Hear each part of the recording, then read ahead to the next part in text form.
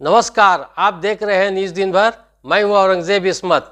बढ़ते हैं खबरों की ओर। लासडिया के रिहायशी मिलन दास को 1 करोड़ रुपए की लॉटरी लगने पे पूरे खानदान में खुशी की लहर दौड़ गई। इसने लॉटरी का टिकट खरीद लिया था। अब जबकि इसे 1 करोड़ की लॉटरी लगी है, वो कुछ मंसूबा बंदी करना चाहते हैं। मुस्तकबिल के लिए उन्होंने कहा, उन्होंने आसनसोल नॉर्थ पुलिस स्टेशन के एहलकारों को इस बारे में मतला कर दिया है।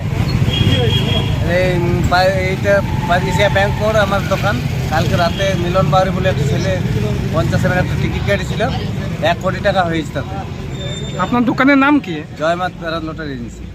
আপনার নাম? উত্তম বাউরি। কোথায় থাকেন আপনি? এই মনোহর বহাল। लासडिया के रिहायशी मिलन दास को 1 करोड़ रुपए की लॉटरी लगने पे पूरे खानदान में खुशी की लहर दौड़ गई। इसने लॉटरी का टिकट खरीद लिया था। अब जबकि इसे 1 करोड़ की लॉटरी लगी है, वो कुछ मंसूबा बंदी करना चाहते हैं। मुस्तकबिल के लिए उन्होंने कहा, उन्होंने आसनसोल नॉर्थ पुलिस स्टेशन के एहलकारों को इस बारे में मतला कर दिया है।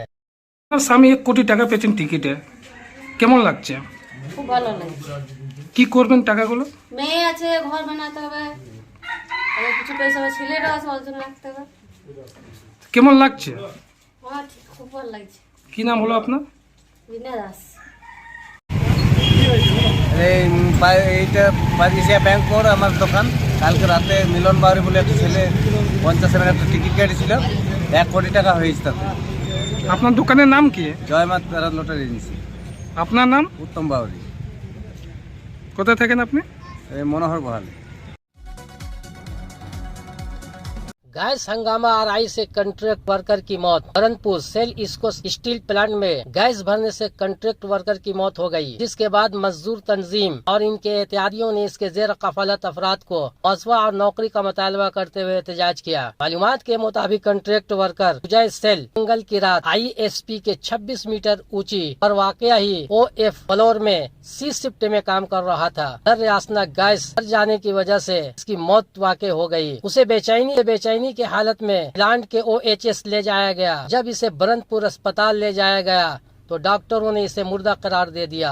इत्तलात मिलते ही इनके साथियों और INTUC के नुमाइंदों की बड़ी तादाद वहां पहुंच गई। साथ ही साथ उन्होंने मुतफिक के जेर कफालत अफराद को नौकरी और मुआवजा देने के मुतालबे पर मुजाहरा करना शुरू कर दिया। काफी देर बाद इंतजामिया की जानिब से पोस्टमार्टम रिपोर्ट आने के बाद मुतफिक लवाकीन को रवायत के मुताबिक मुआवजा देने की तहरीरी यकीन दहानी कराई गई। सेल के दुर्गापुर स्टील प्लांट के कि इसको पहले कोई नौकरी का अलॉटमेंट पेपर जो हाथ में आने के बाद हम लोग आगे जाएंगे। वही तो उसमें लिखा प्रोसेस हुआ। में प्रोसेस हाँ, एक मिनट जो लेटर लिखा हुआ, लेटर में लिखा गया आफ्टर पोस्टमार्टम रिपोर्ट। आफ्टर आपका पोस्टमार्टम मानना है कि आपको इमीडिएट चाहिए? हाँ, हम लोग इमीडिएट चाहिए। एक दूसरा है, नेक्स्ट टाइम टुमारो से या 2 डेज से अगर कोई आदमी वहाँ काम करने जाएंगे तो पहले सेफ्टी इंश्योरेंस होगा, सॉरी सेफ्टी क्लियरेंस होगा। हम लोग भी मानते हैं। ठीक है, अगर नाइदर 30 से ऊपर गैस गया तो कोई बंदा वहाँ काम नहीं करेगा।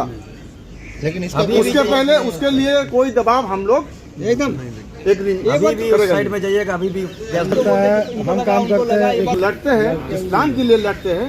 ये आज नहीं है, पैंडेमिक सिचुएशन में हम लोग पूरा ड्यूटी किया है, लेकिन आज के डेट में कोई मैनेजमेंट का एक ऑफिसर यहाँ पे आया नहीं इंसानियत के खातिर में। सही बात है, सही बात है, एकदम ठीक बात है। ये हमको बहुत खराब लगा। हम लोग वर्कर का हिसाब से खुद वर्कर क्लियर हो गया था रात में।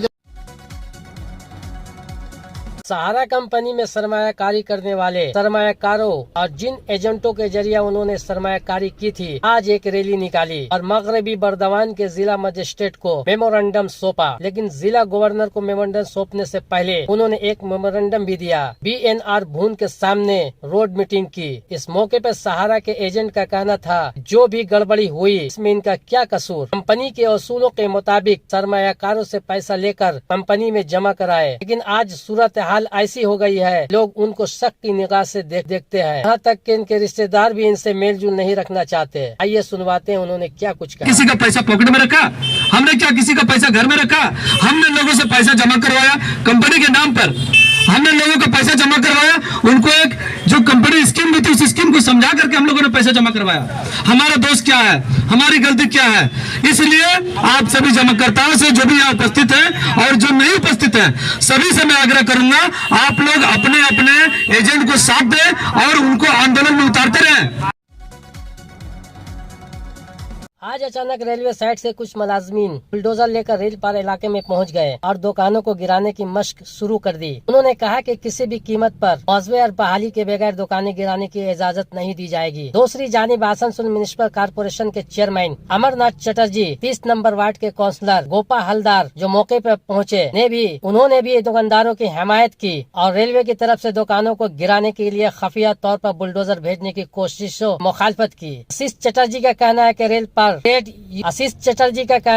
पर ट्रेड एसोसिएशन के सेक्रेटरी ने कहा कि इन्हें मौजवा और बहाली के बगैर वहां से नहीं हटाया जाएगा। उन्होंने कहा कि रेलवे के बुलडोजर को इनके दुकानों तक पहुंचने से पहले ही इनके ऊपर से गुजरना होगा। अमरनाथ चटर्जी और गोपा हलदार ने भी रेलवे की इस मुहिम की सख्त मजम्मत की और कहा कि कोई भी रेलवे की तरक्की में रुकावट नहीं बनना चाहता, बल्कि मरकजी हुकूमत है। इन दुकानदारों के बारे में सोचे। इन दुकानदारों पर इन तमाम लोगों के और इनके अहले खाना की रोजी रोटी का इन्हिसार है। अगर इन्हें बगैर मौजवे और बहाली के यहाँ से हटा दिया गया तो ये लोग कहाँ जाएंगे? ममता बनर्जी की वादा हिदायत है, किसी को भी यहाँ से नहीं हटाया जा सकता। किसी को भी बगैर मौजवे और बहाली और इनके नजरियात पर अमल करते हुए इन दुकानदारों की हिमायत के लिए आए हैं। मुकामी लोगों और दुकानदारों की मुखालफत की वजह से रेलवे मुलाजमीन बेबस होकर वापस लौट गए। आइए सुनवाते हैं उन्होंने क्या कुछ कहा।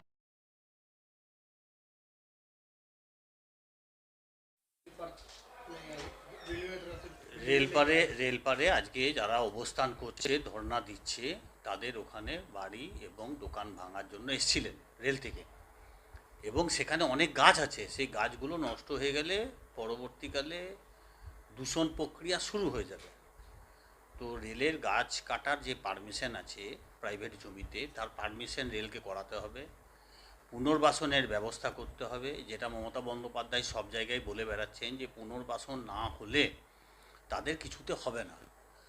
আর ভারতবর্ষের আইনে যদি দেখা যায়, আজকেই দেখবেন পেপারে দিয়েছে, সুপ্রিম কোর্ট বলেছে কেউ যেন না খেয়ে না ঘুমায়।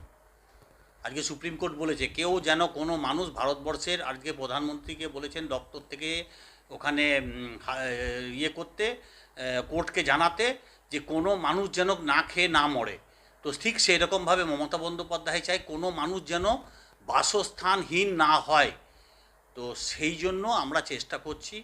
এটা দেখুন, যখন বাংলাদেশে যুদ্ধ হয়েছিল, বাংলাদেশ থেকে যখন শরণার্থীরা আসছিল, তখনও পুনর্বাসনের ব্যবস্থা ছিল, যার জন্য রিহ্যাবিলিটেশন একটা দপ্তর করা হয়েছিল। আজও রেলকে আমরা অনুরোধ করছি যে আজকেও রিহ্যাবিলিটেশনের একটা দপ্তর করা হোক, যেখানে যেখানে রেল ভাঙবে সেখানে সেখানে তাদের পুনর্বাসন। রেলের তো অনেক জমি আছে, সেখানে দিয়ে দিক রেল, সেখানে চলে যাবে তারা।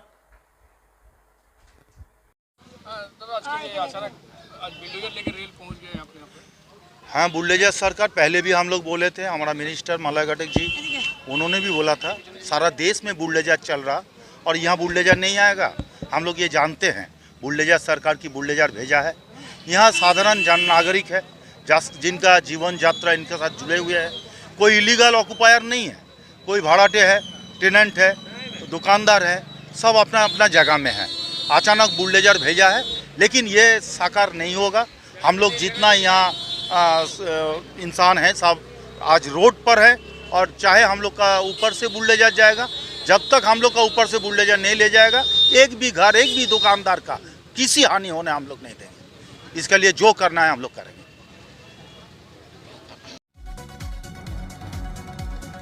आज के लिए बस इतना ही। कल फिर मिलेंगे इसी वक्त इसी समय पे किसी नए मुद्दे के साथ।